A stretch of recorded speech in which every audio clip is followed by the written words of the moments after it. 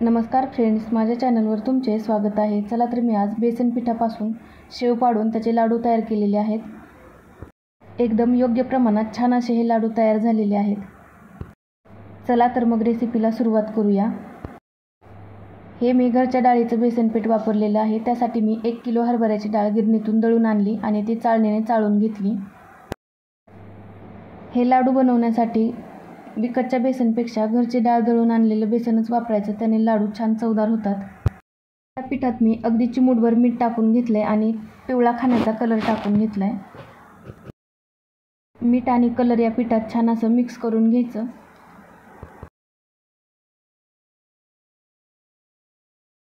आणि थोडं थोडं पाणी टाकून याचं शेव तयार करण्यासाठी पीठ मळून घ्यायचे।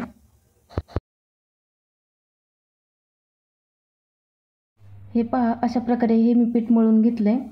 जास्त पातळही नाही आणि जास्त घट्टही नाही असं हे पीठ तयार करून घ्यायचे। हे पीठ मळल्यानंतर 15 ते 20 मिनिट भिजण्यासाठी झाकून ठेवायचं आहे। हे पहा, 15 ते 20 मिनिटानंतर छान असं हे पीठ भिजलेलं आहे। याच्यात एक सुद्धा गाठ वगैरे काही राहिली नाही पाहिजे। एकदम प्लेन असं हे पीठ तयार करून घ्यायचे। गॅसवर मी तेल गरम करायला ठेवले आणि चमच्याच्या साहाय्याने सोऱ्यात हे मी पीठ भरून घेते। ही शेव तळण्यासाठी तेल एकदम कडक गरम करून घ्यायचं। हे बघा, तेल छान गरम झालंय। ह्याच्यात मी आता ही शेव सोडून घेते। ही शेव तेलात सोडल्यानंतर जास्त वेळ तळायची नाही। अगदी थोडीच हिला तळून घ्यायची, मऊ असतानाच ही लगेच बाहेर काढून घ्यायची। ही जर जास्त कडक तळली तर याचे लाडू चांगले तयार होत नाहीत। शेव जर जास्त तळली गेली तर याचे लाडू पण कडक असेच तयार होतात। हे पहा, अशी ही शेव मी तळून चाळणीवर तेल निथळण्याकरता काढून घेतली। इथं मी राहिलेली पण सगळी शेव त्याचप्रमाणे तळून घेते। हे लाडू बनवण्यासाठी दोघी जणींची तर मदत नक्कीच लागते।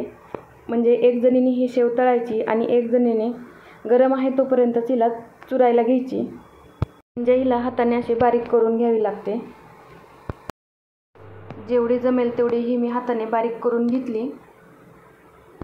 हे बघा, अशी ही मी बारीक करून घेतली आणि ही जरा गरम आहे तोपर्यंतच ही मी मिक्सरला थोडीशी फिरवून घेणार आहे। ही शेव मिक्सरला थोडीशी फिरवून घेतल्यानंतर ह्याचे लाडू दिसायला छान दिसतात। जास्त पण बारीक नाही करायचं, थोडंसं जाडसर असंच हे ठेवायचंय। हे बघा, इथं सगळी शेव मी मिक्सरवर बारीक करून घेतली। आता याच्यात आपल्या आवडीनुसार ड्रायफ्रूट्स टाकून घ्यायचे। याच्यात मी 4-5 चमचे मगज बी टाकून घेतलेत आणि थोडेसे मनुके टाकून घेतलेत आणि 1 मोठा चमचा साखर घालून तयार केलेली वेलची पूड टाकून घ्यायची। हे सगळं याच्यात मिक्स करून घ्यायचं आणि आपला पाक तयार होईपर्यंत हे मिश्रण झाकून ठेवायचं आहे। आता इथं मी डाळीचं पीठ 1 किलो घेतलं होतं, त्यामुळे साखर पण मी 1 किलोच वापरणार आहे। ही मी 1 किलो साखर घेतली आणि त्याच्यात मी 1 ग्लास पाणी टाकून घेतले। म्हणजे आपली साखर पाण्यात पूर्णपणे भिजली गेली पाहिजे एवढं पाणी याच्यात टाकून घ्यायचंय। आता हे भांडं पाक तयार करण्यासाठी गॅसवर ठेवायचंय आणि सतत असंही हलवत राहायचंय। आता या पाकात पण मी थोडासा पिवळा कलर टाकून घेतलाय। साखर विरघळेपर्यंत सतत हा पाक हलवून घ्यायचा आहे, नाहीतर साखर तशीच तळाला चिटकून राहते।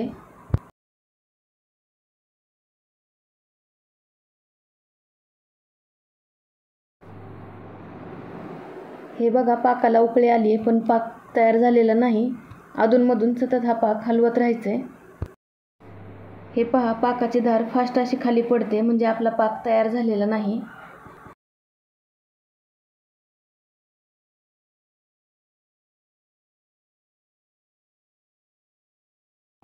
आता मी पाक तयार झालाय का हे चेक करून पाहते। त्यासाठी मी इथं प्लेटमध्ये पाणी घेतलंय आणि याच्यातला थोडासा पाक या पाण्यामध्ये टाकून घ्यायचा आणि याची गोळी तयार होते का ते पाहायचं।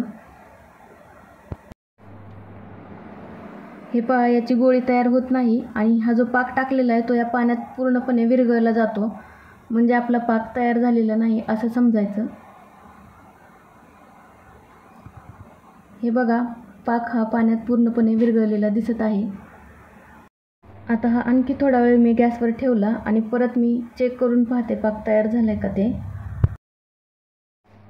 हे पहा, याची गोळी तयार व्हायला लागली आणि ही गोळी पाण्यात विरघळत नाही, म्हणजे आपला पाक पूर्णपणे तयार झालेला आहे असं समजायचं.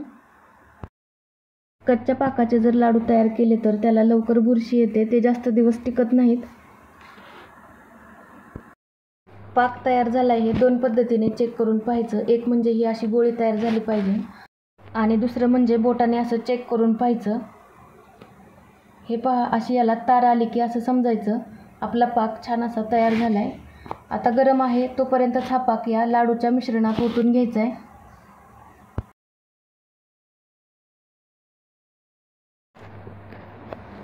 आणि उलटण्याच्या साहाय्याने छान असं हे मिश्रण एकजीव करून घ्यायचं आहे.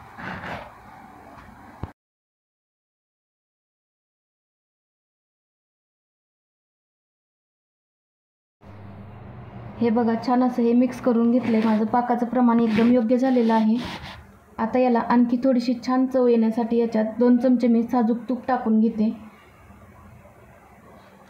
तूप टाकल्यानंतर पण छान असं हे मिक्स करून घ्यायचं.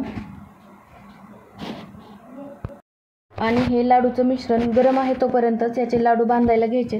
हे जर मिश्रण थंड झाले तर याचे लाडू बांधायला येत नाहीत. लाडू बांधताना खूप त्रास होतो, म्हणून हे गरम असतानाच बांधायला घ्यायचे.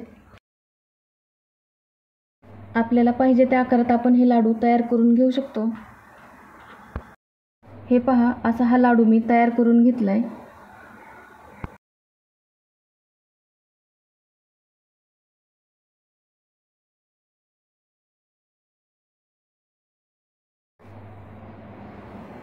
हे लाडू बांधत असताना हे मिश्रण हाताला चिटकतं आणि लाडू पटकन बांधला जात नाही. त्यामुळे हाताला थोडंसं गार पाण्यात बुडवून नंतर लाडू बांधायला घ्यायचे, म्हणजे लाडू छान तयार होतात आणि हाताला हे मिश्रण जास्त चिटकून राहत नाही. हे पहा, छान असे हे लाडू तयार झालेले आहेत.